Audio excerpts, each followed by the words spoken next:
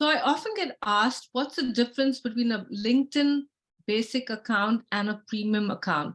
I do have the LinkedIn premium account, and today I'm going to give you a sneak peek into some of the features that the premium account affords you when you register for it. So let's go ahead and get started.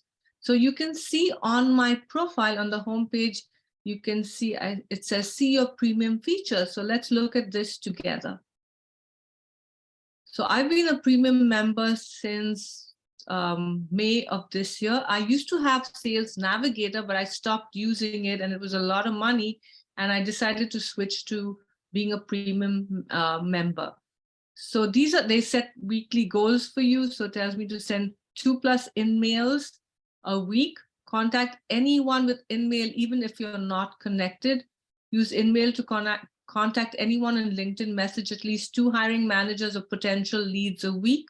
So I'm given, I believe I get 43 to 47 credits a month. You can see I don't really use them much.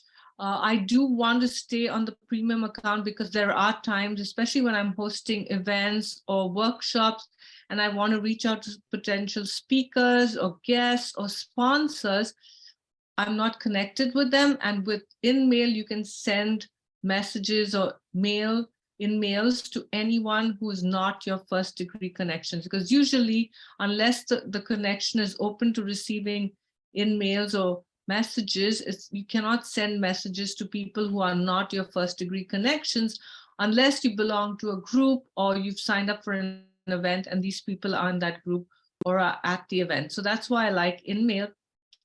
And you can see right here, it gives me video tips on how I can do this. It also is prompting me to start, send messages, start a message. Let's see what it does. That's a little bit slow, but it's just taking me to my inbox. Okay, so that's with in-mails. See who's viewed your profile. So that's another advantage of having LinkedIn Premium. You can see who's viewed your profile, and the goal they're setting for me every week is follow up with profile viewers, because I do get notified anytime someone's viewed my profile, and I can go and look at them. And then, so LinkedIn's also encouraging me to follow up with them. And I do that often. If I go check out their profile when they viewed mine, and if I think it's someone I want to nurture a relationship with, maybe a potential partner, collaborator, maybe they're doing something similar to me, or maybe they could be a potential client, or I just like the work they do, I would send them a message and say, hey, LinkedIn notified me that you viewed my profile. Thank you for checking it out. Is there anything that I could support you with? Or if you think you want to add me to your network, feel free to send me a connection request and we can connect and then take it from there. Best regards, Nyna. So, you can send this message. Again, I only do it with people who, as I said, I feel I want to add to my network. Okay, so when someone views your profile, it suggests that they're interested in your professional experience. Follow up with profile viewers by asking to connect or sending an email. So it gives you those options. And again, because I have those free in-mails every month, again, I said you cannot really send messages to people who are not your first degree connections. And again, some of the people viewing my profile might be my first degree connections as well. Maybe, we haven't been connected, not connected, but maybe we haven't been in touch for a while, or I posted something and they on LinkedIn and they're curious to see, they've forgotten what I do or who I am. So it's also a great way to nurture existing relationships, right? Because maybe someone who could be a potential client for me and they checked out my profile. And then I say, hey, we haven't been in touch for a while. You checked out my profile. How can I support you? And I could even go to their profile page, look at what they've been up to, look at their posts and add something personalized as well. Okay, so and here, if you click on that, it'll say see who's viewed you, and LinkedIn will pull up that page. It'll say the profile views. So I have had, so there's been 786 profile views, okay, in the past 90 days. And then there's a list of people who viewed my profile. Some of them are my first degree connections. Some of them are my second degree connections. So I, again, I can decide if I want to follow up with any of them, like Teresa, and send her a message. And it also gives you the prompts. If you're a first degree connection, it'll say message. If second degree, it prompts you to connect. If the people are second degree connections, but maybe they've set the follow button as a primary way of people connecting with them, then it'll say follow. Then sometimes this person, executive director in the executive offices industry from San Francisco Bay Area, this person has chosen, they must have a premium account too. So they've chosen to make their profile search anonymous. That means when they view my profile, it doesn't tell me who the person is who's viewing my profile. So I guess I could do a search. This is what LinkedIn shows me, and this you get with when you pay for a premium account. The other thing it does is you can do unlimited people browsing. For a while, I didn't have Sales Navigator or Premium, and I do a lot of people browsing because I'm always looking to grow my network very strategically. I'm looking for speakers because I host events either in person or virtually almost every month. And so it would limit me to very few. And then I have people in my network, but I also want to find new speakers and new connections. So you can view any profile up to third degree for search results. Use unlimited search to find the right connection. So let's again check this out. Let's click on start a search. So it takes me to the search bar, and then I have, I can enter keywords. I can look for people, locations, current company. It gives me all these different options, and I have unlimited search. So I can do as many searches. And in the past, even now, I've found a lot of amazing people to connect with, women and men to be on my panels as speakers. I found sponsors just with a search bar and barely using Sales Navigator. This was where a lot of the magic happened. And then, of course, LinkedIn is telling me that I should spend 30 minutes learning every week, level up your skills with on-demand courses, spend 30 minutes on LinkedIn learning each week. And then it gives me a bunch of recommended courses. Let's see what courses LinkedIn has recommended for me.